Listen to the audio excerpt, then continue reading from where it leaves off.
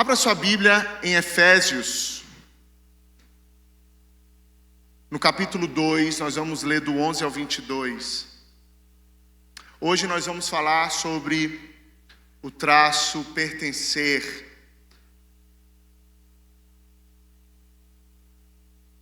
Efésios 2, de 11 a 22. Para quem está nos visitando a primeira vez, seja bem-vindo. É muito bom poder te receber aqui. Muito bom te ter aqui. Nós estamos na série Traços e a gente está falando acerca de alguns verbos que faz parte da vida prática de um cristão. E hoje nós vamos para o terceiro verbo, o terceiro traço, que é o traço pertencer.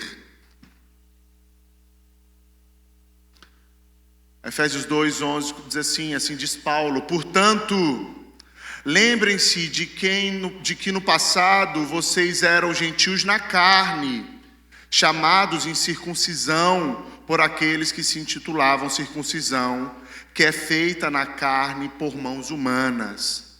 Naquele tempo, vocês estavam sem Cristo, separados da comunidade de Israel e estranhos às alianças da promessa, não tendo esperança e sem Deus no mundo. Versículo 13. Mas agora, em Cristo Jesus, vocês que antes estavam longe, foram aproximados pelo sangue de Cristo, porque Ele é a nossa paz. De dois povos, Ele fez um só, e na sua carne derrubou a parede de separação que estava no meio, a inimizade. Cristo aboliu a lei dos mandamentos na forma de ordenanças, para que dos dois criasse em si mesmo uma nova humanidade, fazendo a paz e reconciliasse ambos em um só corpo com Deus, por meio da cruz, destruindo a inimizade por meio dela. E quando veio, Cristo evangelizou paz a vocês que estavam longe e paz também aos que estavam perto, porque por meio dele ambos temos acesso ao Pai em um só Espírito. Assim, vocês não são mais estrangeiros e peregrinos, mas cidadãos dos santos e membros da família de Deus, edificados sobre o fundamento dos apóstolos e profetas, sendo Ele mesmo Cristo Jesus, a pedra angular. Nele, todo o edifício bem ajustado cresce para ser um santuário edificado ao Senhor. Nele também vocês estão sendo edificados junto com os outros para serem morada de Deus no Espírito. Amém? Curva sua cabeça e vamos orar ao Senhor. Pai, estamos diante da Tua palavra, Senhor, palavra essa escrita pelo apóstolo Paulo, inspirado pelo Senhor, pelo Teu Santo Espírito. Que essa palavra nos conduza a entender a importância de pertencer a um povo, a importância da membresia de uma igreja. Que saiamos daqui desejosos em participar de maneira responsável a um corpo, nos tornando membros de um corpo. Que essa palavra nos leve para o lugar que o Senhor planejou para nós em Cristo. O Senhor nos aproximou. O Senhor não morreu simplesmente para nos salvar, mas morreu para nos aproximar da sua família. Em nome de Jesus, nos conduza, Pai. Amém. A gente vai dar continuidade à nossa série Traços. E quando falamos de traços, nós estamos falando das marcas visíveis de alguém que foi alcançado pela graça. Não são performances, não são títulos, mas são evidências concretas de que o Evangelho nos transformou por dentro, e essa transformação que foi gerada dentro pelo Evangelho começa a aparecer por fora. O Evangelho traz mudança para nós, amém, meus irmãos? O Evangelho não é só salvação, o Evangelho é também transformação. E esses traços são importantes, porque denunciam se somos cristãos ou não. Se o Evangelho que ouvimos fez morada no nosso coração e começou a dar frutos. Porque nós não podemos dizer, eu sou crente, eu sou cristão, sendo que a nossa vida descamba para outra coisa. Hoje nós vamos falar sobre o traço pertencer. E toda vez que eu falar em pertencer, em pertencimento, lembre-se de membresia. Nós vamos falar sobre membresia hoje. Isso é importante. Talvez você que é membro esteja dizendo assim, pronto, esse já não é para mim porque eu já sou membro. Não, engano, é mais para você. Mas também é para quem não é membro da igreja. Esse sermão também é para você. Então esse sermão é para todo mundo. É para o pastor, é para quem está vindo a primeira vez. Esse sermão é para a gente entender o quão importante é pertencer. E nós vivemos em uma geração que gosta de experimentar, mas evita o compromisso. Essa é a nossa geração. É uma geração que gosta de estar perto, mas evita ao máximo ou resiste a assumir vínculos de responsabilidade. Há uma geração que gosta da ideia de comunidade, mas teme a responsabilidade. Por isso, nós precisamos falar sobre pertencimento. Por isso, precisamos falar sobre membresia. Porque o Evangelho, ele não cria cristãos soltos. O Evangelho, ele forma um povo. Repete comigo, o Evangelho, ele forma um povo. E é exatamente isso aqui que Paulo desenvolve em Efésios do capítulo 2, de 11 ao 22. Não vamos caminhar de maneira qualquer por esse texto. Nós vamos dividir esse texto em 4 blocos, em 4 partes, em 4 movimentos bem claros. Primeiro, do verso 11 a 12, nós vamos ver a nossa condição, o que éramos. No verso 13, nós vamos ver a nossa mudança. No verso 14 ao 18, nós vamos ver a nossa nova realidade. E dos versos 19 ao 22, por fim, nós vamos ver a nossa identidade. Então, nós vamos dividir o sermão em 4 partes. E eu preciso que você entenda isso para que o sermão se torne ainda mais pedagógico, para você ter um real entendimento de como esse texto vai trabalhar conosco. Amém? Então nós vamos para a primeira parte, Efésios 11, 2, do 11 ao 22, e nós vamos ver o primeiro bloco desse sermão, que fala sobre a nossa condição. Nós estávamos fora, nós não pertencíamos ao povo de Deus. Olha o que diz o texto. Paulo diz, portanto, lembrem-se de que no passado vocês eram gentios na carne, chamados incircuncisão por aqueles que se intitulavam circuncisão, que é feita na carne por mãos humanas. Naquele tempo, vocês estavam sem Cristo, separados da comunidade de Israel e estranhos às alianças da promessa, não tendo esperança e sem Deus no mundo. Antes de falar sobre pertencimento, Paulo já tinha explicado nos versos 1 a 10 do mesmo capítulo do que fomos salvos. Então, Efésios 2, de 1 a 10, Paulo fala aos Efésios, à igreja de Éfeso, do que eles tinham sido salvos. E ali Paulo diz que nós estávamos mortos em nossos delitos e pecados. Paulo vai dizer que nós estávamos seguindo o curso desse mundo. Paulo diz que nós estávamos dominados pelas paixões da carne e por natureza nós éramos filhos da ira. Então, do verso 1 ao 10, Paulo traz isso para nós. Ou seja, não era só um problema moral leve. O nosso problema não era só um problema de moralidade. Era morte espiritual. O nosso problema era condenação real, era incapacidade de se salvar. Todos nós estávamos assim, incapazes de salvação. E é isso que Paulo traz. Ele vai dizer, vocês foram salvos pela graça mediante a fé. Vocês estavam perdidos, afastados de Deus, e em Cristo foram salvos de maneira graciosa. E então vem a expressão no versículo 4, que é uma das expressões mais lindas do Novo Testamento. Paulo diz, mas Deus, sendo rico em misericórdia. Assim diz o verso 4 do capítulo 2. E é nesse ponto que a salvação começa.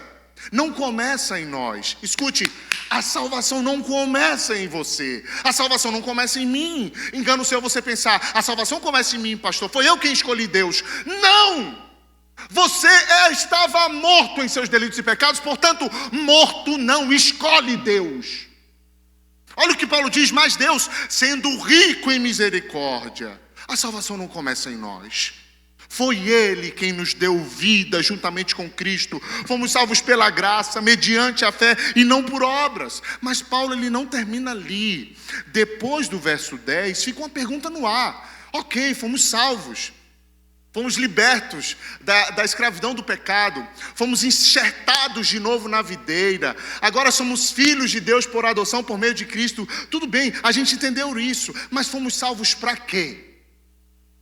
E essa é a pergunta que Paulo tenta responder dos versos 11 ao 22.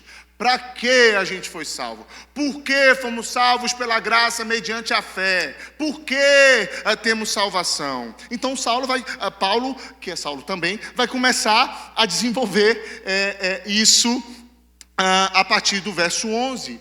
Se os versos 1 a 10, ele mostra que Deus nos tirou da morte espiritual, agora ele mostra onde a nossa salvação nos coloca, nos realoca. Ele sai da dimensão mais individual da salvação e entra em uma dimensão comunitária. Engana-se você que a salvação é só individual. A salvação não é só individual. Não é. A salvação é individual, pastor. Em certo sentido, sim. Mas não, Cristo não morreu por CPFs, Cristo morreu por um povo, pela igreja. Então Paulo expande o sentido da salvação. Sim, ele nos libertou da escravidão do pecado e nos realocou em um povo, porque ele vem buscar um povo, uma igreja, a sua noiva, as suas ovelhas. E é por isso que não apenas fomos vivificados, mas agora nós somos inseridos.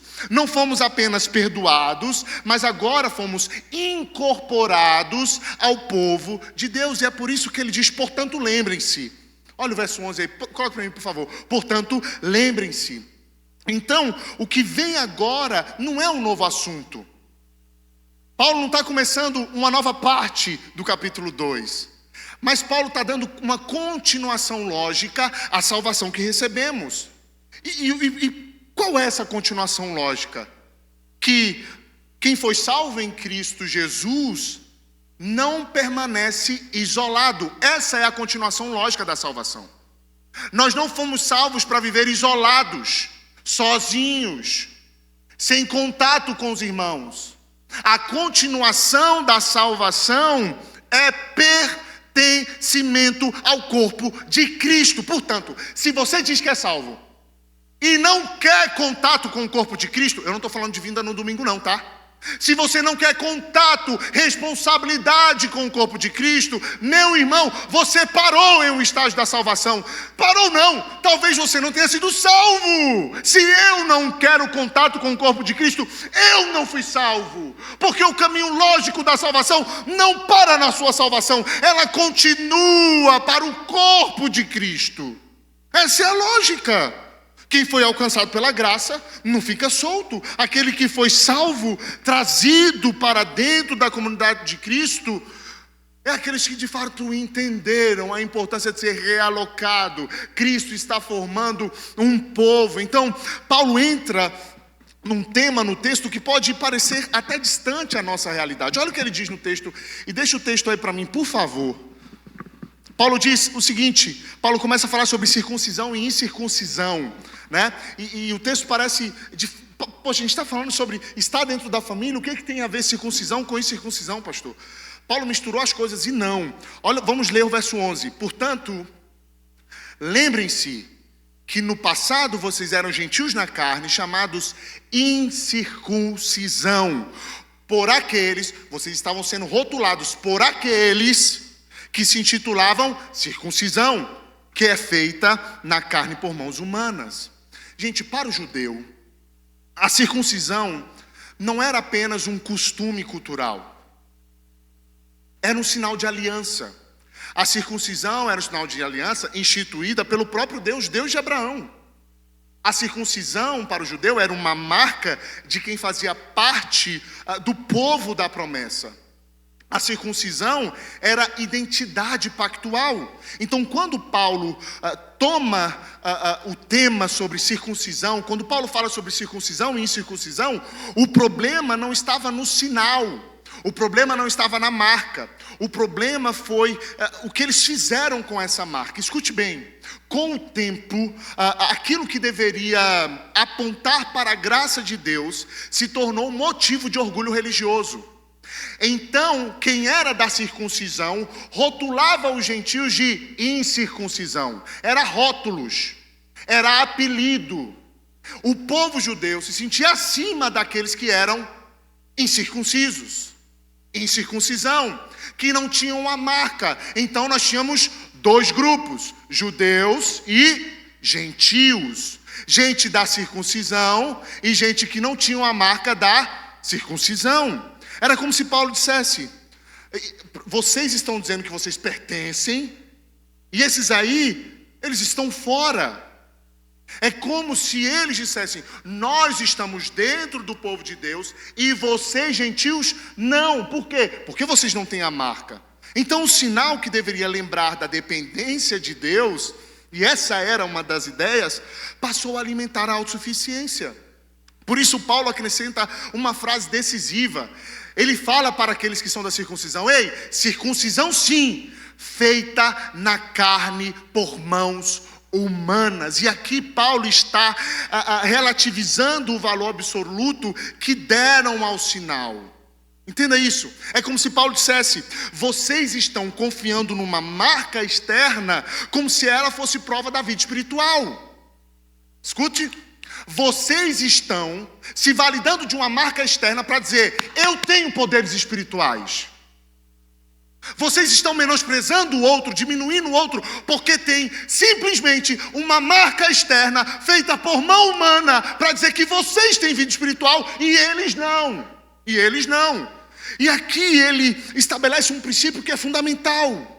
Sinal externo não é o mesmo que realidade espiritual. Vou repetir: sinais externos não são o mesmo, não é o mesmo que uma realidade espiritual. Marca na carne não é o mesmo que pertencimento verdadeiro. Então, depois de falar de circuncisão e circuncisão, e aqui Paulo não está diminuindo aquilo que Deus pediu a Abraão e aquilo que o povo fez. Paulo não está diminuindo a circuncisão, mas Paulo está trazendo à tona aqueles que usavam um sinal de maneira errada para diminuir o outro. Então, depois de falar sobre circuncisão e circuncisão, no verso 11, Paulo vai direto ao ponto no verso 12. Escute, no verso 11 ele lembra como eles eram vistos. Eles quem? Os gentios. Lembre, a igreja aos Efésios era uma igreja de gentios. Então Paulo está escrevendo uma carta para uma igreja incircuncisa. Por isso que é importante entender o contexto do texto. Lembra? Contexto, contexto, contexto, contexto. Bíblia lida sem contexto é pretexto para heresia. Qual é o contexto do texto? Uma carta escrita para homens gentios. Então no verso 11 ele lembra como aquela igreja estava sendo vista como incircuncisos. Gente de fora, sem sinal da aliança. Mas no verso 12, Paulo aprofunda o diagnóstico. Não era apenas um rótulo social, era uma condição espiritual real também. Paulo não quer que a igreja fique apenas na discussão sobre um sinal externo. Paulo não quer que a igreja fique se dando apenas a briguinhas de rótulos externos. Paulo aqui quer mostrar a realidade espiritual por trás daquela divisão. E olha o verso 12, o que o verso 12 diz. Coloca o verso 12 para mim, por favor.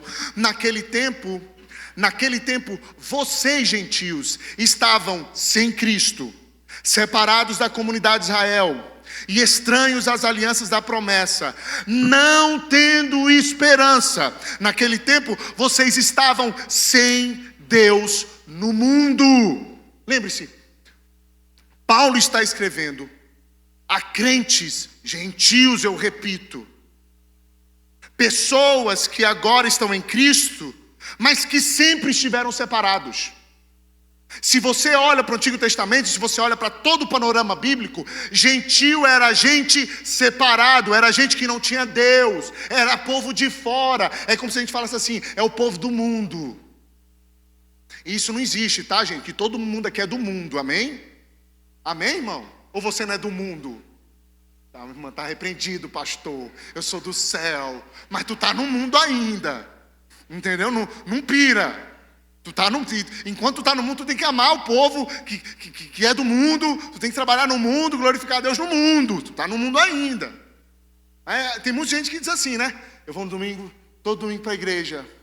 Eu sou o povo de Deus.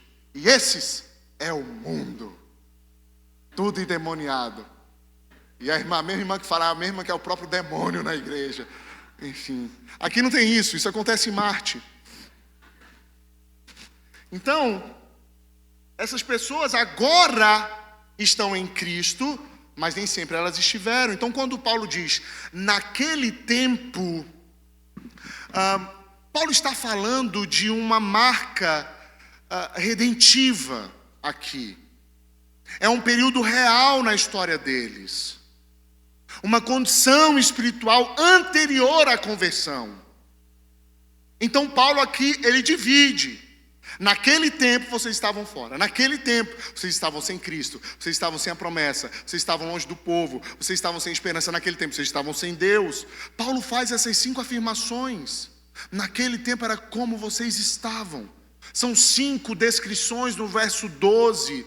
5 decisões objetivas do que significa estar fora do povo que Deus está formando. Escute aí, o que significa estar fora? O que significa não pertencer? Significa estar sem Jesus.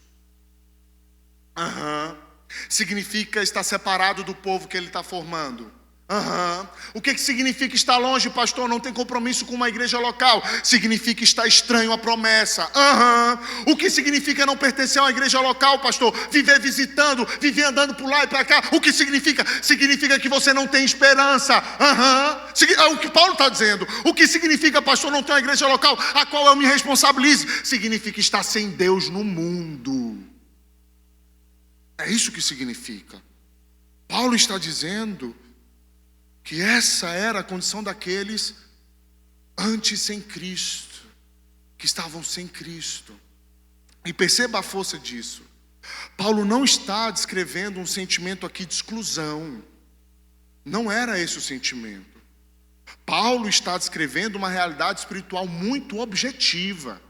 Paulo não está excluindo. Não é como se Paulo tivesse assim, vou separar quem é de Deus e quem não é. Não. Paulo estava falando de uma realidade, não era ele que estava excluindo. A própria realidade do povo é que estava fazendo isso. E por que Paulo faz esse diagnóstico tão direto? Porque ninguém valoriza o pertencimento verdadeiro sem antes entender o que significa viver sem ele. Escute isso, por isso que Paulo fala, olha, lembrem, naquele tempo, pertencimento cristão não nasce de marcas externas. Pertencimento cristão não nasce de tradição religiosa, nem de proximidade cultural. Pertencimento cristão nasce de Cristo. E eu só vou entender o valor de pertencer a um corpo quando eu me lembro o que era antes. Eu só entendo o valor da graça quando entendo como estava separado de Cristo. Eu só entendo o valor de pertencer a uma igreja quando eu me lembro o que era antes de pertencer a um corpo. Eu nunca vou entender as dimensões reais, a importância real do que é pertencer a um corpo, ser membro de uma igreja, se eu não olhar para trás e entender como vivia distante do povo de Deus, distante da aliança. Por isso que Paulo manda você olhar para trás. Olhe para trás e lembre-se. Você estava sem Deus, sem o povo, sem esperança, sem promessa. Era isso. O evangelho não cria apenas indivíduos moralmente ajustados. O evangelho, ele cria um povo que é reconciliado. Antes vocês estavam fora. Antes vocês estavam distantes. Fora da promessa, fora da esperança. Mas agora vocês estão em Cristo. E o que vem a seguir mostra que em Cristo essa condição foi radicalmente alterada. E é exatamente isso. O texto muda tudo no verso 13. Mas antes de ir para o verso 13, o texto nos obriga a fazer uma pergunta. Será que eu ainda estou vivendo como alguém fora? Será que eu ainda vivo como alguém que está fora? Paulo descreve no texto uma condição objetiva. Sem Cristo, sem povo, sem promessa, sem esperança, sem Deus. Entenda, o Evangelho não faz apenas os meus sentimentos melhorarem. O Evangelho me tira de fora e me coloca para dentro. Agora pense comigo. Se a salvação é esse movimento de fora para dentro, como que alguém pode dizer que foi salvo e ainda assim permanecer voluntariamente à margem do povo de Deus? Se o Evangelho nos salva e nos coloca inevitavelmente dentro de um corpo, como que eu digo que sou salvo e vivo à margem do povo de Deus? Vivo à espreita, vivo à porta, não entro. Como que eu sou salvo e essa salvação me traz para uma família e eu não vivo com essa família? Essa é a pergunta que precisamos fazer. Se antes estar fora era apenas separado da comunidade, como pode alguém afirmar que pertence a Cristo e não assumir pertencimento visível ao corpo que Ele está formando? A pergunta que eu lhe faço é essa, meus irmãos. A membresia de uma igreja não é uma burocracia. A membresia da igreja não é uma questão administrativa. A membresia de uma igreja é a forma concreta de dizer: eu não estou mais fora. Engane-se você de pensar que participar da classe de novos membros é uma questão burocrática dessa igreja. É um grande não para você. A membresia é um movimento daqueles que estão dizendo: eu não estou mais fora do corpo. Eu não estou à margem do corpo. Se fui salvo, eu preciso estar em uma igreja visível. Aqui eu quero dizer uma coisa para você, escute. Na teologia, nós diferenciamos a igreja. Existe a igreja invisível e a igreja visível. Se você tivesse vindo na escola bíblica, você sabia. A gente está estudando isso, amém? Toda quarta-feira, escola bíblica. Quarta-feira tem de novo, amém? Quarta escola bíblica, 7h30, aqui na igreja. Igreja invisível é a igreja no mundo. É a catolicidade da igreja. É a igreja universal. Como assim, pastor? É só católico e universal? Não, é o termo que é usado. É a igreja no mundo todo. Essa igreja é a igreja invisível. Mas essa igreja invisível se dá por meio de igrejas visíveis. Tem uma coisa: a igreja invisível, ela é perfeita, sem mancha, sem mácula. Mas essa igreja perfeita se dá por meio de igrejas visíveis que são imperfeitas. Então não tem como você dizer: eu pertenço à igreja do Senhor, se você não pertence à igreja local. Não tem como. Biblicamente, teologicamente, é impossível. Não tem como você dizer assim: eu sou a igreja de Cristo. Você não é. Para você que é desigrejado, que está me ouvindo, escute. Aqui, a sua esperança de viver desigrejado se acaba. Não tem como pertencer à igreja invisível se eu não faço parte de uma igreja visível. E talvez muitos dizem: eu não vou pertencer à igreja, porque essa igreja é corrupta, porque essa igreja é má, porque essa igreja não é perfeita. Eu sei que não é. E ela nunca vai ser. Porque se fosse, não precisava de Cristo. Se fosse, nós não estaríamos mais aqui. Eu não estou aqui querendo criar uma igreja perfeitinha para Manaus. Eu sei das nossas incapacidades, eu sei dos nossos erros, eu sei das nossas impossibilidades, eu sei, nós somos uma igreja imperfeita. Mas a igreja perfeita de Cristo se dá por meio de igrejas como essa, imperfeitas. E talvez você está dizendo: eu não pertenço à igreja porque não dá para mim, pastor. É muita imperfeição no meio do povo de Deus. É imperfeição porque tem pessoas como você. Se você está procurando uma igreja perfeita para pertencer, se tornar membro e se responsabilizar, você nunca vai encontrar. E você nunca vai participar da igreja invisível. Porque essa igreja é uma igreja de pecadores, de pessoas que erram todos os dias, de pessoas que pecam todos os dias, mas que se arrependem porque sabem que tem um advogado junto ao Pai. Somos reconciliados com Deus. Então a pergunta que o texto faz é essa: como você disse, é salvo e não pertence ao corpo? Como você diz que é salvo, é cristão e não participa de uma membresia? Não se dá uma membresia. Nós estávamos assim, agora nós vamos entender Depois de entender a nossa condição, nós estávamos fora. O versículo 13 vai falar da nossa mudança. Nós fomos aproximados. Olha o que o versículo 13 diz. Mas agora, em Cristo, aleluia, vocês que antes estavam longe, foram aproximados pelo sangue de Cristo. No verso 11 e 12 descreve o nosso passado. O verso 13 é a nossa ruptura. E talvez esse seja um dos versículos mais importantes da Bíblia. O verso 13. Porque nós estávamos sem Cristo. Nós estávamos sem esperança. Nós estávamos sem Deus. Nós estávamos distantes do corpo. Mas agora... essas são as duas palavras mais importantes da Bíblia. Mas agora, agora. E essa é uma linguagem de redenção. Significa que algo decisivo aconteceu na história. Algo que não nasce do esforço humano, mas é algo que nasce da ação soberana de Deus. E até aqui o texto descreveu o que éramos, mas agora ele anuncia o que Deus fez conosco. Paulo aqui está falando que os gentios estavam longe da comunhão, longe das promessas. Mas o texto agora não diz que eles se encontram no caminho, não diz que eles amadureceram espiritualmente sozinhos, não diz que eles evoluíram moralmente sozinhos, não, diz que eles agora foram aproximados. O texto diz que o povo foi aproximado. O verbo está na voz passiva. Eu não sabia, voz passiva, ativa. Só botei porque estava no comentário bíblico. Achei chique. Estava na voz passiva.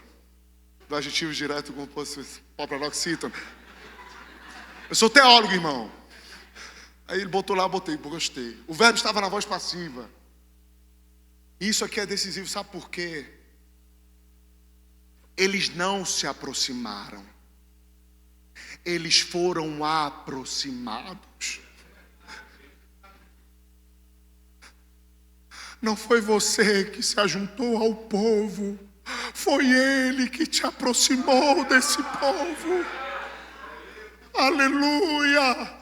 Não foi você que acordou e disse assim: eu vou pertencer a uma igreja. Não, é Ele, por meio do Espírito Santo, que coloca essa disposição no seu coração e lhe traz para a família de Deus. Então, meus irmãos, a aproximação é obra de Deus. É graça sendo aplicada nas nossas vidas. É reconciliação realizada por uma iniciativa não nossa, mas divina. E como que isso aconteceu? O texto diz: pelo sangue de Cristo. E aqui está o centro do versículo. O sangue aponta para a cruz, e a cruz aponta para a substituição. Cristo assumiu a distância que era nossa. Ele tomou sobre si a culpa que nos mantinha longe. Ele suportou o juízo que não nos excluía. E por isso a cruz não é apenas um símbolo de perdão. A cruz, meus irmãos, é também o meio pelo qual Deus remove a barreira real que separava pecadores de si mesmos. É isso. O sangue não apenas limpa da culpa. O sangue, ele altera a posição do pecador diante de Deus. Coloca o pecador diante de Deus, na sala do trono, mas ao mesmo tempo dá a ele a um povo, dá a ele uma família. É isso que o sangue faz. Antes, longe. Agora, estamos perto. Antes, o sangue, antes da cruz, estávamos fora. Agora estamos dentro. E isso não é um mero sentimento. Isso aqui é uma mudança de condição. Escute isso. Paulo está ensinando algo profundamente teológico aqui. Salvação não é apenas experiência interior. Salvação é reposicionamento também. Ele nos coloca em um lugar, e o texto deixa algo muito claro: estar perto de Deus não é uma experiência isolada, não é. O Deus que aproxima é o Deus que forma um povo. Então, a aproximação ela é vertical, mas ela inevitavelmente também é uma aproximação horizontal. O ponto central do verso é este. A cruz, escute isso, meu irmão, redobre sua atenção. A cruz é a intervenção decisiva de Deus que muda, que altera a nossa posição e nos traz para dentro. Logo, meus irmãos, logo, a salvação não é apenas uma libertação da culpa. A salvação é a inserção em uma nova realidade. Em uma nova realidade. Por que é tão importante bater nisso? Porque a gente pensa que salvação é isso. Ele me salvou, ele me tem, eu sou dele, eu. Não importa o que vai acontecer aqui. É eu que tenho que trabalhar para ir. Eu que tenho que trabalhar para ir para o céu. Eu que tenho que ser bom demais para ir para o céu. E não é isso, não é isso. Não apenas fomos perdoados, mas agora a gente foi aproximado. Não apenas reconciliados com Deus, mas agora introduzidos na comunidade que pertence a Ele. E é exatamente aqui que essa dimensão visível da salvação se dá. A salvação agora se torna algo visível para nós. Base, esse verso aqui precisa mexer conosco, porque ele inevitavelmente confronta duas ilusões. A primeira ilusão que esse texto confronta, a de que a proximidade com Deus é algo privado.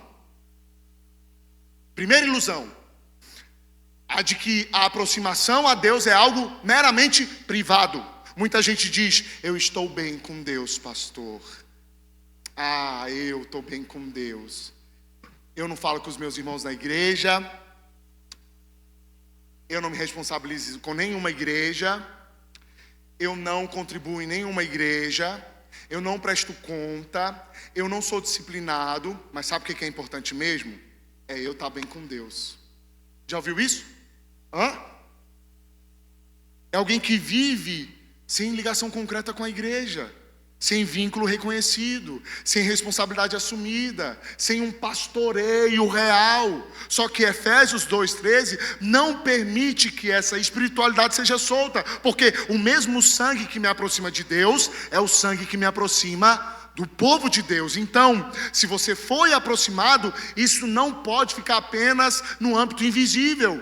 A fé cristã não é só um sentimento guardado no coração. A fé cristã, ela cria uma nova posição diante de Deus e, ao mesmo tempo, uma nova localização dentro do povo de Deus. Portanto, você não pode viver a sua espiritualidade sozinho. E a pergunta que o texto faz, ela é direta. Se você foi aproximado, onde é que essa aproximação está sendo vivida de forma concreta? Se você diz que foi aproximado pelo sangue, eu lhe pergunto, onde, em que lugar, como essa aproximação se dá de forma concreta? Como? De que maneira? E aqui entra a questão da membresia. Porque a membresia é o modo bíblico de dizer, de forma clara e pública, eu pertenço a este povo, eu estou debaixo desse cuidado, eu assumo compromisso com os meus irmãos, eu assumo compromisso com uma comunidade de fé, eu assumo. Sem isso, a aproximação vira apenas discurso. Você fica perto o suficiente para receber. Eu venho no culto de domingo, eu recebo, eu canto. Mas você fica longe demais para ser conhecido, acompanhado, cobrado. Se é isso que você quer, se é isso que eu quero, viver uma vida à parte de Deus e não ser cobrado, exigido por uma comunidade. E aqui eu não estou falando de cobranças como tem aí fora não, tá? Nenhum membro nessa igreja pode dizer que está debaixo de uma liderança abusiva. Não. Mas todo domingo, todas as reuniões, todos os cultos, em cada aconselhamento nós cobramos para que vivam de modo digno ao Evangelho. Não tem como viver isso visivelmente. Então o Evangelho não aproxima você para viver em meio termo. Não é uma aproximação dominical. Porque a aproximação bíblica não é simpatia religiosa. A aproximação bíblica é reposicionamento real. Não adianta só vir no domingo. A irmã disse para mim: pastor, eu me esforço tanto para vir domingo e vocês falam que não adianta.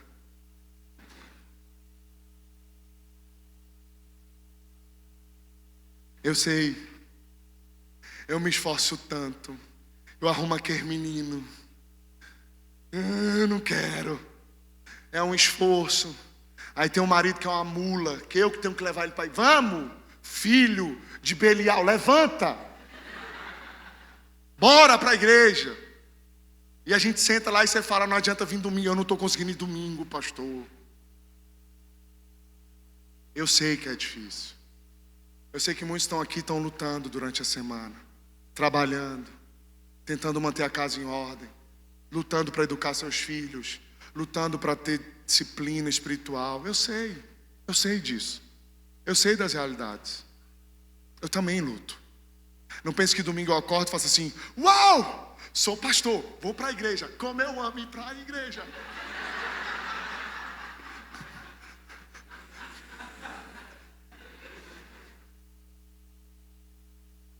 É quarta-feira, é escola bíblica. Tchá, tchá, tchá, tchá, tchá, tchá. Como eu amo, eu nem estou cansado. Ah, vou aconselhar o irmão. Eu nasci para aconselhar os meus. Não, isso aqui não é High School Musical não, irmão. Vamos, isso aqui é igreja. E você vai ter que se esforçar mesmo. Sim. Porque essa aproximação, quando ela é real em Deus, o resultado dela é um coração que, mesmo cansado, mesmo sobrecarregado, mesmo com as questões da vida, os desafios da vida, é alguém que diz: está sobre minha responsabilidade pertencer a um povo, ainda que eu esteja mal. Gente, a igreja primitiva não se reunia num shopping center. Não era um governo que dizia assim: uau, os cristãos se reunindo. Não, era gente que se reunia debaixo de perseguição. Quantos irmãos hoje estão se reunindo e não sabem se vão voltar para casa? Só que a gente vive o evangelho do nosso umbigo. A gente vive o nosso jeitinho. Só que se você expandir o seu mísero olhar, você vai ver que tem outros irmãos em Cristo indo para a igreja e não sabe se vão voltar vivos. E eu sei que você tem seus desafios. Quem é que não tem? Mas quando você coloca o seu desafio à frente da aproximação que Cristo fez, você está dizendo para Ele: eu não me importo com sangue, eu não me importo com a tua obra na cruz, eu não quero pertencer ao teu povo. Expanda o seu olhar, olha para tão grande nuvem de testemunho, como diz em Hebreus. Olhe para aqueles que deram sangue, vida, homens e mulheres que morreram nas trincheiras do evangelho, para que hoje nós estivéssemos aqui. E você vive o evangelho reloquitizado, purpurinado. Eu também não quero vir às vezes. Eu também estou cansado. Mas esse é o meu compromisso, porque sou cristão. É um saco ter que ficar mandando crente barbado ser crente.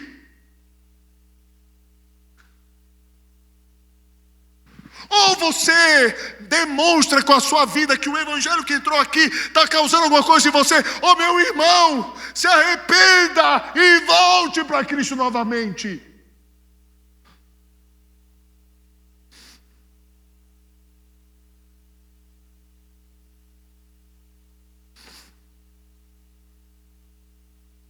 Se arrependa. Pastor, eu tô bem. Eu venho todo culto, eu estou de boa. Essa não é para mim não. Cuidado para você, para que você não caia também. Essa palavra é para mim. Essa palavra é para os presbíteros. Essa palavra é para todo mundo. Pertencimento não é só domingo. Pertencimento não é só quando tem vontade. É se desgastar mesmo pelo corpo. O que ele falou que era para você fazer? Para dar a vida pelos seus irmãos. Ele não estava falando de levar um tiro por ninguém, não. Dar a vida também nas pequenas coisas. É se entregar, se desgastar por aqueles que são seus irmãos em Cristo. Então faça isso. O sangue não é só uma porta de entrada. O sangue quer te colocar dentro. E esse é o nosso fundamento. E é isso que significa o cristianismo. Não tem como ser autônomo. Não tem como. Se Cristo derramou sangue, foi para você se aproximar. Então não trate a aproximação como algo abstrato. Não reduza o evangelho como uma experiência interior. Não reduza a cruz como um evento do passado. Viva como alguém que foi trazido de perto. E viver como alguém que foi trazido para perto significa reconhecer: a minha fé tem endereço. A minha fé tem povo. A minha fé tem cuidado pastoral. A minha fé tem responsabilidade. A minha fé tem forma visível. Isso é a minha fé. E é exatamente isso que a membresia assume. É exatamente isso que a membresia é.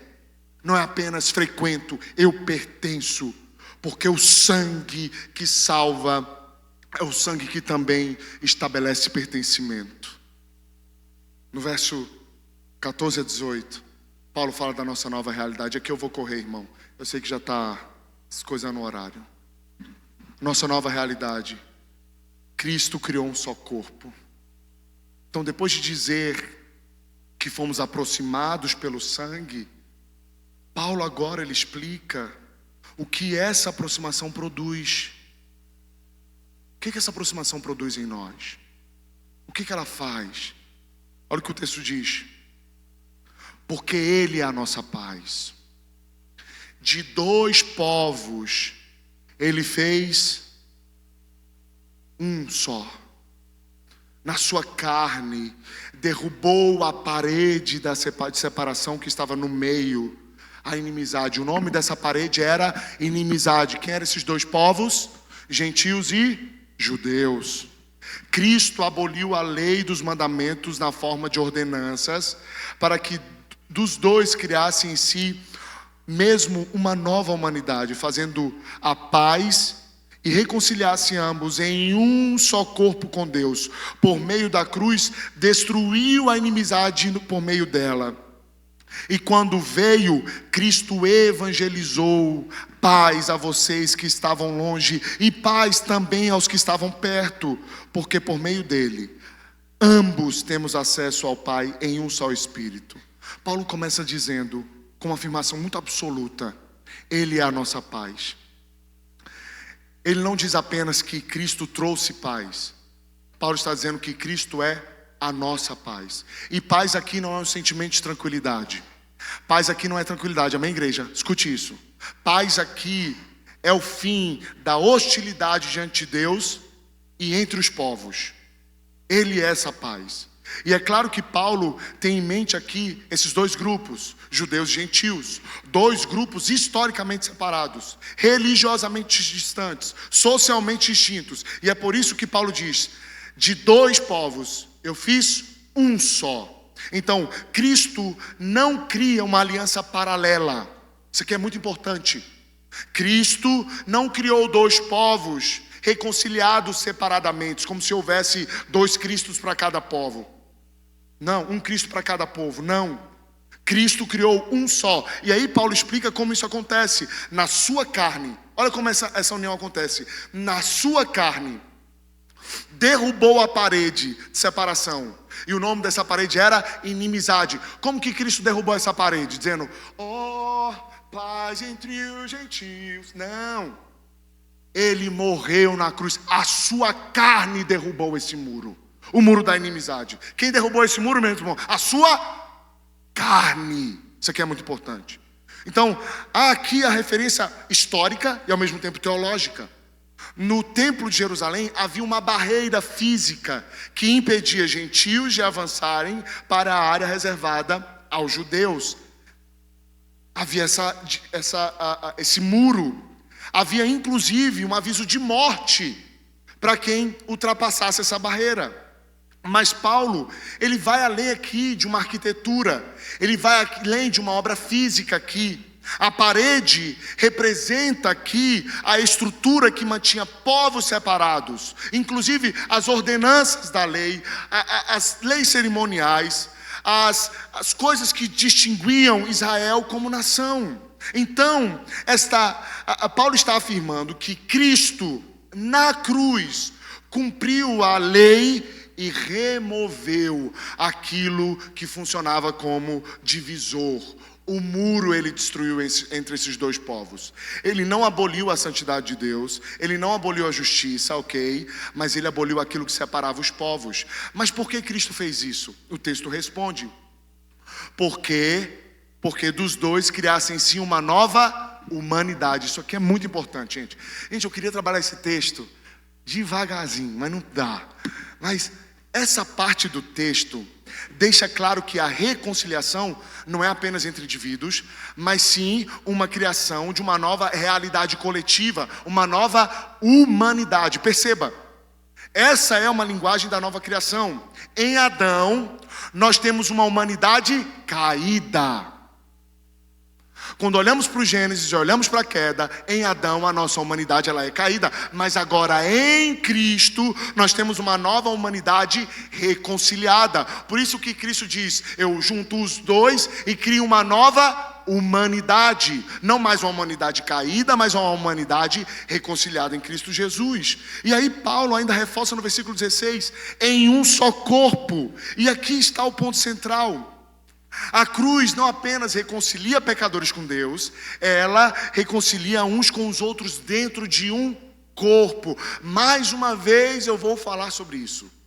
Olha o que Paulo está dizendo: eu crio uma nova humanidade, um corpo, chamo vocês para um corpo. E note o versículo 18 que diz, versículo 18 por favor: ambos temos acesso ao Pai em um só Espírito. Não há dois acessos, não há dois caminhos, não há aqui dois níveis, há um só Pai, um só Espírito, um só acesso, um só corpo. E essa é a nova realidade para aqueles que de fato estão em Cristo. Somos uma nova humanidade. Toda divisão que havia entre nós foi quebrada, foi rompida. Agora ele fez um só corpo, uma só carne em Cristo Jesus. Mas o que isso significa para nós hoje? Beleza, pastor, maravilhoso, glória a Deus que ele fez. Mas o que eu tenho a ver com isso? Significa que Cristo pagou com sangue para nos fazer um só corpo. Nós não temos o direito de tratar essa unidade como algo opcional. Isso nos alcança. Se Cristo pagou com sangue para nos unir a um só corpo, o corpo não é opcional para aqueles que estão em Cristo.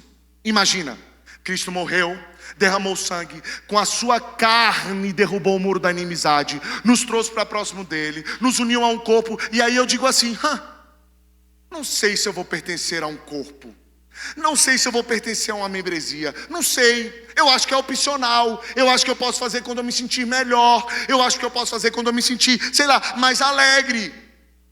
Gente, a paz que nos uniu não nasceu de uma simpatia, ela nasceu da cruz. A igreja não é um ajuntamento de conveniência. A igreja é o resultado do sacrifício de Cristo na cruz do Calvário. Ele derrubou a parede, ele matou a inimizade, ele criou um só corpo. E se isso custou sangue, isso não pode ser tratado como um detalhe administrativo. Pertencer a um corpo não pode ser tratado como uma burocracia dentro da igreja. Não dá.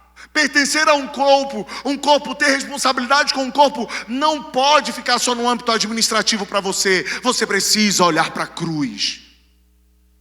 E quando você olha para a cruz, você não faz desdém com o sangue de Cristo. Porque é o que você faz quando você diz: não sei se eu quero, não sei se eu vou. A membresia é a forma concreta de honrar essa paz. E ela é a maneira bíblica de dizer: eu reconheço que Cristo me uniu a este povo, e eu assumo essa união. Não é quando dá, não é quando eu quero, não é quando faz sentido para mim, porque a cruz não funcionou por conveniência. A cruz foi entrega total.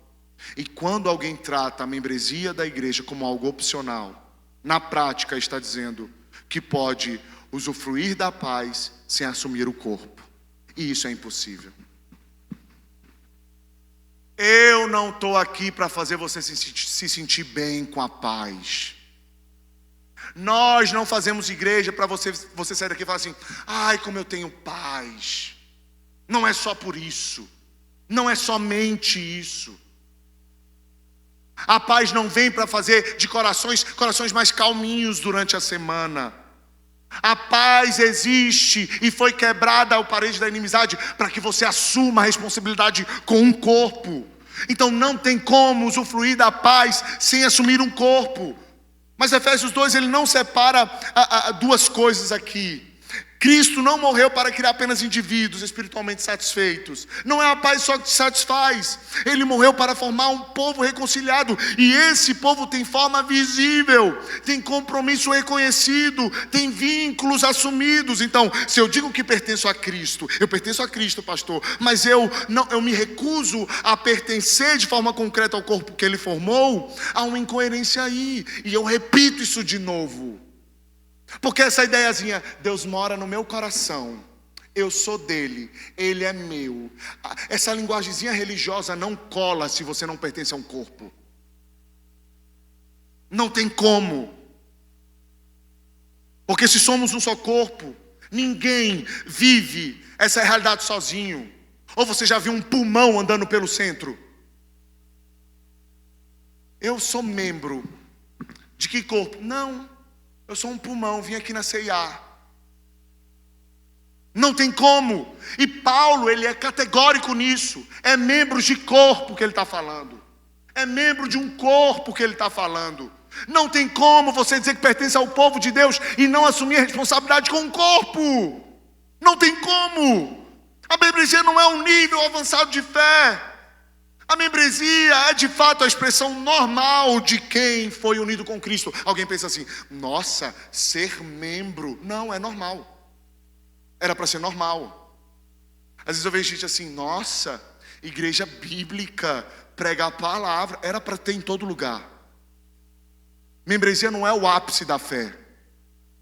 Membresia é o resultado normal de quem foi unido com Cristo.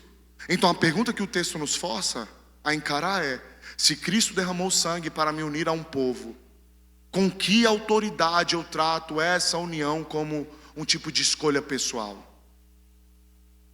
Não é uma escolha pessoal. É o resultado do sacrifício de Cristo. E se você está em Cristo, pertencer não é uma opção, amém? Se você está em Cristo, pertencer não é não é uma opção. E você pode ficar bravo comigo. Tô nem aí, tô nem aí, tô nem aí. Você vai ter que engolir essa e você não vai poder fingir que não ouviu essa palavra. Não vai ter como para você que é desigrejado, fica pulando de igreja em igreja. Hoje eu sou dessa, hoje eu sou daquela, hoje eu vou visitar. Não, eu sou de todo mundo, eu sou do povo, eu sou assim, livre. Deus me fez livre.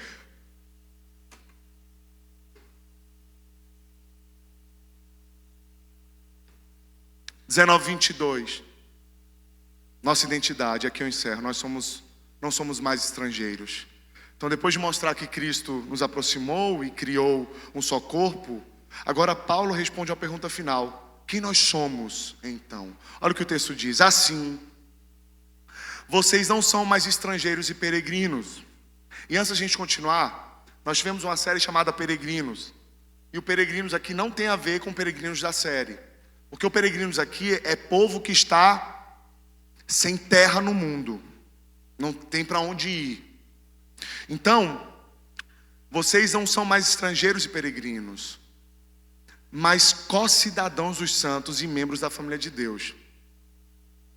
Vocês que foram unidos, vocês não são mais peregrino, mais estrangeiro. Vocês que foram unidos agora, olha o que vocês são: co-cidadãos dos santos e membros da família de Deus. É isso que vocês são. É pouca coisa?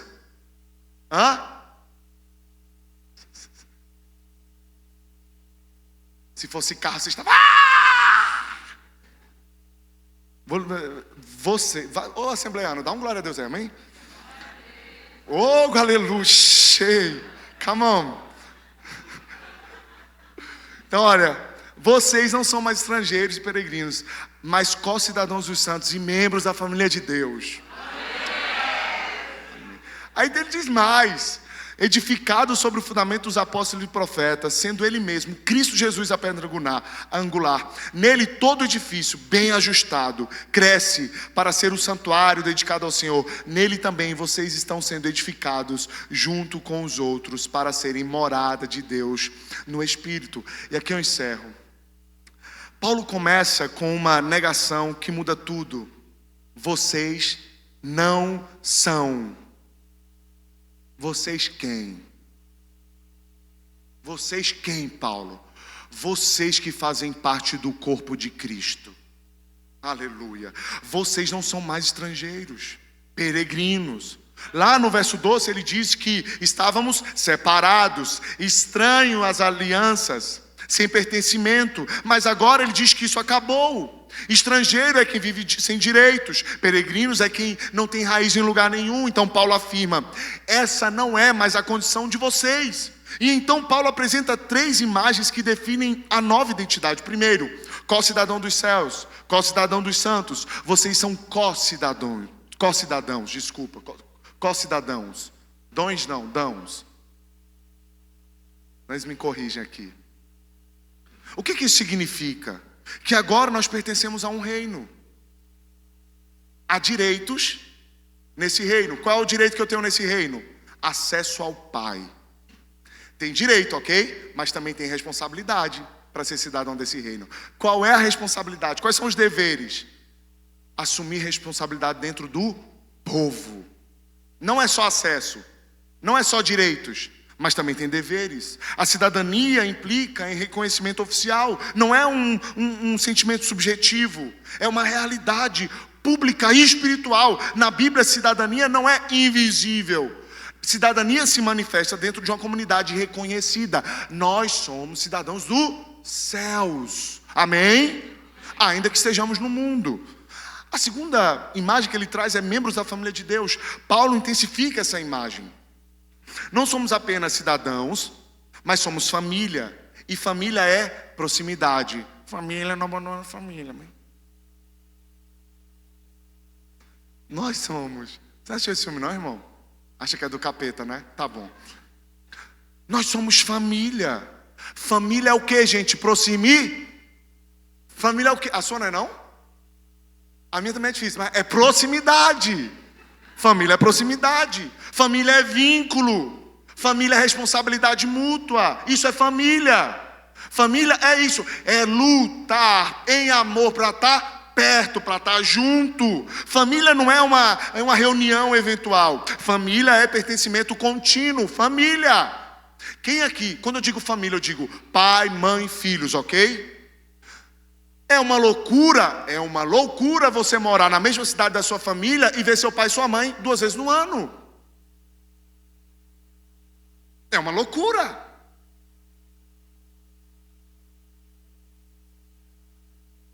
E muitos fazem isso com a família de Deus. Como é a família de Deus? Eu só vou no domingo. E quando vou? Mas não é família? É família, mas eu sou aquele filho que não gosta de estar perto. Não tem como aqui na família de Deus. Ninguém pertence à família apenas no domingo. Amém, igreja? É por isso que família implica em compromisso relacional. Tem que ter relacionamento, gente. E a gente passa o domingo todo falando isso. Tem que ter relacionamento. Preze por isso. Aí alguém fala assim: pastor, faz um evento para a gente ter relacionamento. Gente, pelo amor de Deus, como é que vocês querem que a gente faça? Diga aí. Não, pastor, não sei. Faz a noite do relacionamento. Meu irmão, vocês são da mesma igreja. Eu não conheço. Chega lá e pergunta: qual é o seu nome? Fulano. Essa aqui é minha esposa, fulana. Ah, essa aqui também é minha esposa, fulano. Ó, bacana, vocês moram onde? Ah, eu moro na Ponta Negra. Ó, eu moro ali também, quer dizer, no Lírio do Vale. Bacana. O que vocês fazem no sábado à noite? A gente não vai fazer nada. Sério? Nem a gente. Bacana. Que tal a gente marcar um café? Sério? Vamos. Pega meu WhatsApp. Tcharam. Mas o que você quer que a gente faça? Vem cá. Josefina, vem cá. Mirosvalda, vem cá. Ó, vocês são da mesma igreja. Que tal vocês saírem? Hã? Ó, ela é professora, você também, né? Ó, sai junto. Vocês querem isso, que a gente faça isso? Não vai ter como. A gente vai ter que assumir essa responsabilidade como membro. Todos nós. Óbvio que a gente pode facilitar, mas a gente vai ter que assumir. Pastor, eu não sou assim. Tu vai vencer essa barreira, amém? Aleluia. Tu vai para o próximo nível, amém? Você vai virar essa chave, destravar esse código, aleluia. Oh, como eu estou profético.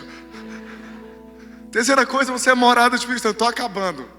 Tem 3 domingos que eu não prego. Estou com crédito, calma. Fica aí. Não vai embora agora não, tu é da família. Quando teu pai ficar falando, tu fica. Morada de Deus no Espírito. A imagem aqui aprofunda ainda mais. Não é só cidadão, não é só família, é morada de Deus no Espírito. Por que Paulo fala isso no verso 20? De um edifício espiritual, na qual Cristo é a pedra angular, os apóstolos, os profetas são o fundamento doutrinário. Por que ele fala isso? Por que ele fala que nós somos pedras sendo ajustadas?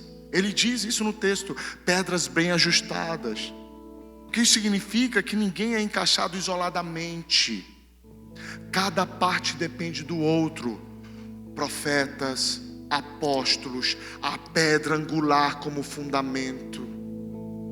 Nós compondo essas estruturas com as nossas vidas porque somos pedras. E o propósito final é claro: para serem morada de Deus no Espírito.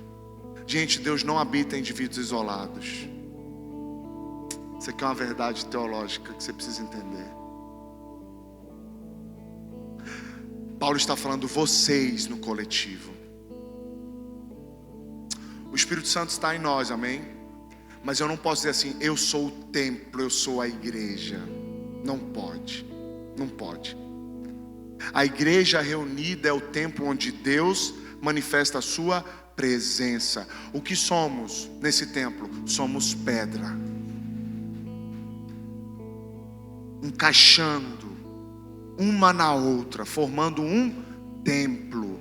E é nesse templo que Ele habita. Você não pode nunca dizer assim, eu não vou à igreja porque eu sou a igreja. Você não é a igreja. A igreja é isso aqui, ó. É pedras encaixadas uma na outra, debaixo dos profetas, o fundamento dos profetas, os apóstolos, onde Cristo é o fundamento. Isso aqui é a igreja. E Deus habita nesse templo, não só em você, como igreja. Entenda isso. Um dia, a gente pode sair daqui. Se a gente se reunir lá sei lá, em frente ao teatro, ali é a igreja. Se a gente se reunir numa feira, ali é a igreja. Por quê? Porque a igreja, o Deus está nesse templo que é feito de pedras vivas. Portanto, você não pode dizer que você é a igreja se você vive isolado. Isso é um erro teológico gravíssimo. E isso foi se disseminando nas redes sociais. Eu sou a igreja, portanto não preciso ir para a igreja. Pá, é um erro. Igreja é isso aqui. Essa reunião. Não é as paredes, não é a estrutura, é essa reunião aqui. Eu preciso falar isso. Então a igreja reunida é o templo. E é exatamente por isso que a ideia cristã não termina em eu sou salvo. Ela culmina em nós. Habita o Senhor. Nós somos a habitação de Deus. E aqui eu encerro. É desse modo, meus irmãos, que esse último bloco nos leva a um nível ainda mais sério de maturidade quando se diz a pertencimento. Paulo não diz que fomos apenas reconciliados, mas agora ele diz que a gente está sendo edificado. Edificação.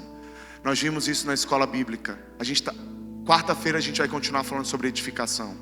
Por favor, venham para a escola bíblica, amém? Pastor, eu trabalho, todo mundo entrou para o clube de pessoas que trabalham. Mas é muito difícil.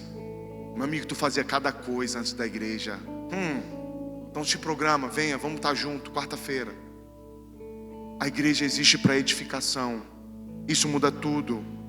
Edificados sobre o fundamento dos apóstolos e profetas, sendo Ele mesmo, Cristo, a pedra angular. Agora, a gente não está mais falando só sobre unidade aqui. Nós estamos falando sobre estrutura. E estrutura envolve 3 coisas inegociáveis. E aqui eu caminho para o fim. 3 coisas inegociáveis: fundamento, ajuste e alinhamento. Fundamento, alinhamento e ajuste. Primeiro, fundamento. Ninguém entra em um prédio para decidir qual será o fundamento do prédio. Ninguém. O fundamento precisa estar posto antes de se entrar num prédio. Antes. A igreja não é construída sobre as nossas preferências. Escute isso. Não é construída sobre o meu gosto pessoal. A igreja não é construída sobre a minha experiência. A igreja ela é construída sobre o ensino apostólico e sobre Cristo como pedra angular. Isso significa que pertencer não é apenas gostar da igreja. Pertencer é se submeter ao fundamento dela. Por isso que quando eu escolho uma igreja, eu não pergunto quantas salas tem do Kids, qual é o estacionamento, tem ar-condicionado. Não, eu pergunto qual é o fundamento que essa igreja está firmada. É isso que me faz estar numa igreja. Se o fundamento é Cristo, se a mensagem for uma mensagem apostólica, e quando eu digo apostólica, eu digo do Novo Testamento, doutrinária, a mensagem dos profetas do Antigo Testamento, se a igreja está firmada nisso, aí sim nós encontramos uma igreja. Então não pense você, eu só vou me tornar membro quando a igreja tiver o fundamento que eu gosto. Se a igreja tem como fundamento Cristo, você já encontrou a igreja. Acabou, não precisa de mais nada. Não precisa de mais nada. Não precisa de mais nada. Não precisa de mais nada. Se Cristo de fato é o fundamento daquela igreja, não precisa de mais nada. Eu acho tem um movimento muito estranho acontecendo. As pessoas entram na base, não com todos, tá? Entram na base, começam a ouvir a palavra e diz: uau, meu Deus, é tudo tão simples e bonito, é tudo tão, a palavra é tão bonita, o louvor é tão cristocêntrico. Eu tô assim, nossa, eu vim de um lugar horrível, eu era assim, meu apóstolo era assim, a minha igreja era assim, não tinha prestação de conta, eu achei uma igreja, uau. Aí ela vai para a classe de novos membros e faz uau. Aí ela passa pela entrevista de novos membros. É isso que eu quero para a minha vida, uma igreja assim. Depois da classe ela vem para um culto. Aí passa um mês, ela vem para outro culto. E ela começa a perceber, é a mesma coisa sempre. E ela, é a mesma palavra, é só evangelho. Alguém reclamou comigo: a base só prega o evangelho, nem vai para lá. E aí o brilho no olho começa a sair, porque você começa a estar cara a cara com o ordinário da igreja. Você começa a estar cara a cara com aquilo que é singular, objetivo, importante. É só Cristo. E aí a gente acaba com essa cultura do nosso século. Eu preciso de mais, eu preciso de uma nova coisa, um novo evento, um novo, 12 dias para romper com a minha vida. Eu preciso de alguma campanha, pastor. Eu preciso de coisas novas. Todo domingo tem coisa nova. Pregador de fora, cantor de fora, luzes. A gente vai fazendo coisa, um estardalhaço todo domingo para ficar te alimentando com entretenimento. Igreja não é entretenimento, irmão. O que você tem que entrar aqui e perguntar: o fundamento dessa igreja continua sendo Cristo? Se a resposta for sim, você já tem a igreja que você merece. Essa pode ser qualquer outra dessa cidade. Agora, se a mensagem de Cristo está sendo adulterada, se a mensagem de Cristo virou mensagem antropocêntrica, você é o centro, você vai ganhar, você vai ser feliz, você vai ser próspero, você vai ter carro, esse ano é o melhor ano da sua vida, daqui a 12 dias você vai receber uma notícia, daqui não sei o que. Você está num lugar que o fundamento não é Cristo. O fundamento virou você. A segunda coisa é alinhamento. Pedra angular define o ângulo de todo edifício. Se uma pedra não se alinha, ela compromete a construção. Isso é sério. Pertencer ao corpo não é apenas estar presente, é aceitar ser ajustado. Amém? Pedras não nascem prontas. Pedras precisam ser talhadas. E talhar dói. Dói se entrar com homens aqui, ter que talhá-los. E é isso que precisa ser feito. mulheres que precisam ser talhadas. Sim, isso é igreja. Membresia é lugar onde Deus usa irmãos, líderes, pastores, confrontos, ensino, para ajustar a sua vida no formato de Cristo. O que a gente está fazendo aqui todo domingo? Talhando, edificando. Todo domingo, edificando. Nossa, pastor, hoje a palavra foi uma porrada. Não é porrada. A gente está talhando você. A gente está talhando. Porque se fosse só, isso aqui não era um templo. Isso aqui era um playground. Mas todo domingo você está sendo talhado. Quem rejeita isso não quer edificação. E terceiro, crescimento. E aqui eu encerro. Todo edifício bem ajustado cresce. A igreja cresce quando pedras permanecem conectadas. Pedra solta não cresce com edifício. Ela apenas fica no terreno. Pedra solta não cresce. E aqui está um confronto direto para os meus irmãos. E para mim também. Se Deus está edificando uma casa, viver como pedra solta é uma espécie de rebeldia silenciosa ao plano que Deus tem para você. E não é humildade, não é prudência, não é maturidade, é recusar a estrutura. Membresia não é apenas proximidade. Membresia é fundamento, é alinhamento, é ajuste. É dizer, eu aceito ser parte da sua construção, Senhor. Eu aceito. Mesmo quando isso confronta o meu ego, confronta o meu gosto, confronta a minha autonomia. Porque o edifício não é seu, o edifício é dele. E precisamos ter comprometimento. Essa quinta-feira eu fui ao futebol da igreja. Toda quinta-feira tem um futebol e vôlei. E eu me decepcionei.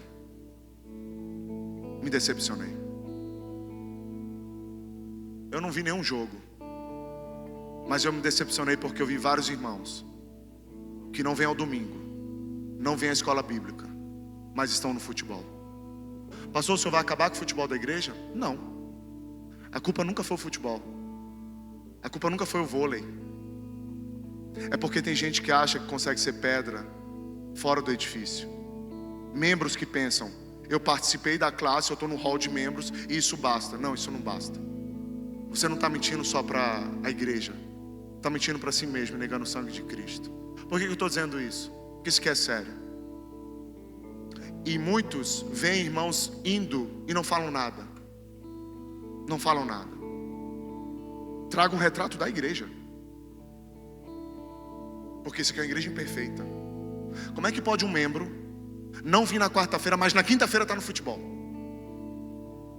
Não, quarta não dá, pastor, escola bíblica é muito meu trabalho. Mas quarta-feira, quinta-feira está lá jogando bola. Acaba com o futebol, pastor? Não. Claro que não, deixa os meninos jogar. Isso é maravilhoso, gera comunhão, isso é muito bom. Mas isso tem revelado o coração de alguns. Esquece futebol. Agora eu falo com você, que ainda tenta viver a vida de maneira dominical, sem compromisso.